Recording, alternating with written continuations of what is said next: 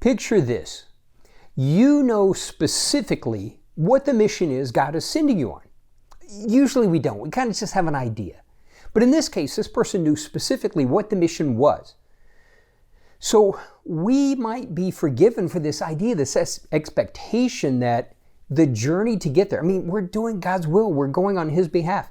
The idea that the journey to get there to do the job would be easy. But in this case, it was not only not easy, increasingly difficult, dangerous, life-threatening. And decisions that other people made had an adverse impact. We might be forgiven for thinking, God, this is the way it's supposed to work. But could God be at work even in the circumstances?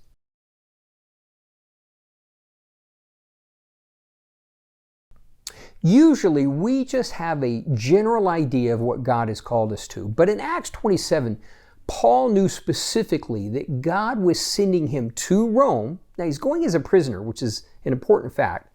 But he's going to Rome to testify of Jesus Christ, and God will be glorified. Now, the journey is happening at the wrong time of the year. A couple of points. Again, remember, Paul's a prisoner, so as such, he should have no influence. But God has given him favor, especially with the commander of the guard. And we'll see several times along the way, especially at the end, where that favor is incredibly important. In fact, that favor that he has is a lifesaver. Now, the other thing we see is, in spite of his warning, so Paul early on tells them, and he's not trying to talk them out of it. Paul wants to go to Rome. He wants to go to Rome and testify of Jesus Christ. But he does say, we should wait. This is not going to work out well. But decisions and influence by other people continue and conspire to drive them into more and more difficult circumstances. From the beginning, the navigator and the captain convince the captain of the guard that no, it's going to be fine. So they start out the journey. Then it's getting more and more difficult. Now, it's not harsh. It's not dangerous. It's a battle fighting the wind. It's not working out well. But they get to a point where the crew wants to press on a little bit further for a better place to ride out the winter, rather than just maybe even backtracking. So these things continue to drive them forward. And then it even appears that circumstances are lining up to make it work out okay. A nice soft wind comes along, blowing the right direction. Everything is perfect for them to move forward to this better spot they've picked out. And they start to take off. Okay, the circumstances seem like they're lining up for us to continue on. But frankly, it was just setting them up for danger.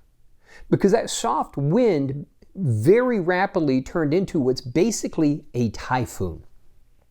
And things grow increasingly worse. It's not just bad, it's increasingly worse. They're doing everything they can to try and save the ship and save their lives. They tie ropes underneath the hull to hold it together.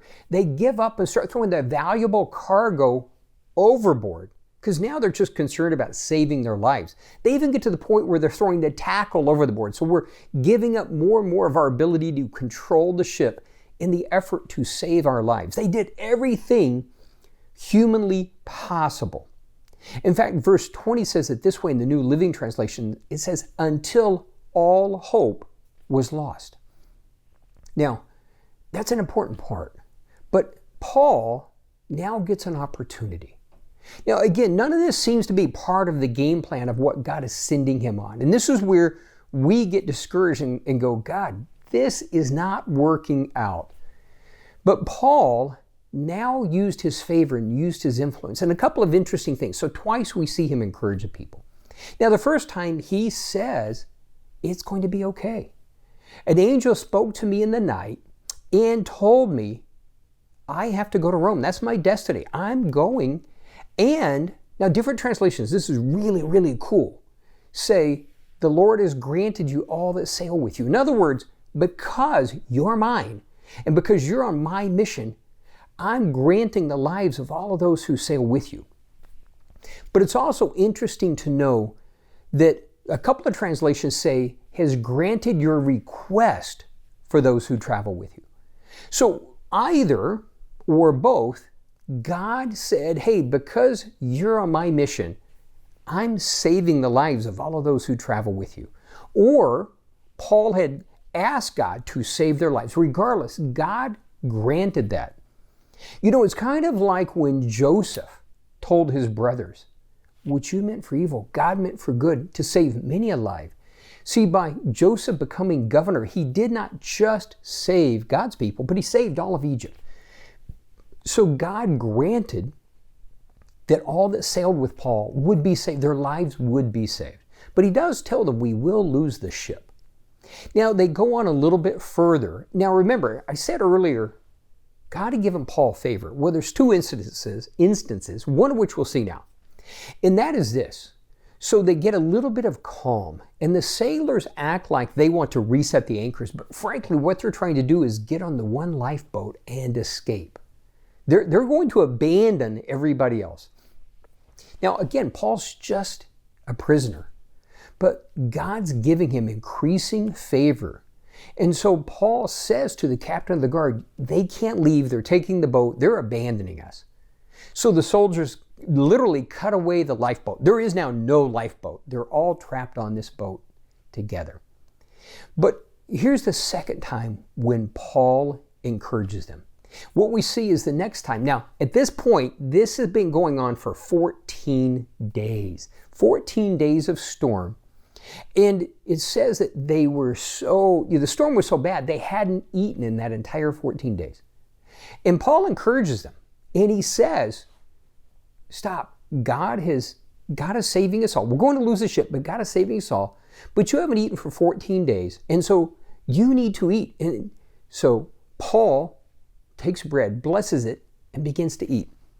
Now, this is really cool because it says that the others were encouraged, ate, and gained their strength back.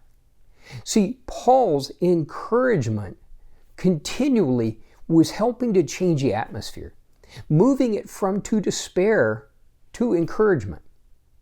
Now, what happens? We get to the point where they've got no way to control the ship, but they see a cove and they're trying to drive the ship into the cove just to get ashore. At this point, they don't even care about the ship anymore. They're just trying to stay alive. And the ship jams onto a sandbar. Now, it's pointed bow into the sandbar, and the waves are pounding the back of it. It's starting to disintegrate.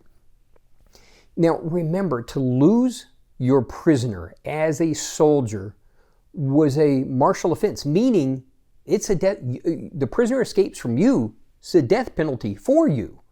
So the guards, to save themselves, want to kill all the prisoners so they could report to the governor that, hey, we couldn't go on anymore, so none escaped, we killed them. But because of Paul's favor, the captain of the guard stops them. Now, this is a bigger deal than we realize because, again, if one of those prisoners had escaped, it would have been really bad for the captain of the guard and his soldiers. But because of Paul's favor, their hands are stayed, and God protected them by using the captain of the guard. Finally, Paul tells them we've got to make for shore. So everybody's still alive. All that can swim, and those who can't take planks from the boat and make their way to shore.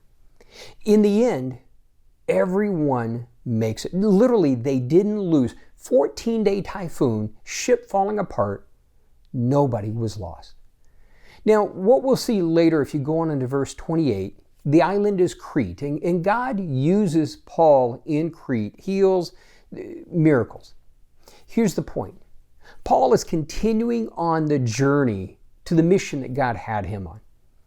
Along the way, the circumstances conspired to try to stop him from completing that journey, but God was at work, and God was going to get him to that goal. Along the way, others were saved, and they saw God's power. For you and I, God has us on a mission. We may not be as clear as Paul was what that mission was, but the reality is circumstances, no matter how severe, how dire they are, will not derail your arriving at that destination. You're completing what God has ordained for you to do. Decisions that other people make that may make it appear that it's getting worse won't derail you accomplishing what God has for you to do. Acts 27 is so much more important than we give it when we just look at it at a glance, and recognizing whether you realize what that plan is or not, whether you just have a vague idea or like Paul, you know specifically where you're going. God is at work in all of those circumstances, all those things that appear to be setbacks, all those decisions that other people make, in the long term have no impact. They're not slowing you down from arriving at the destination, but in the process, we're learning to trust. God's power is displayed, and other lives are being saved.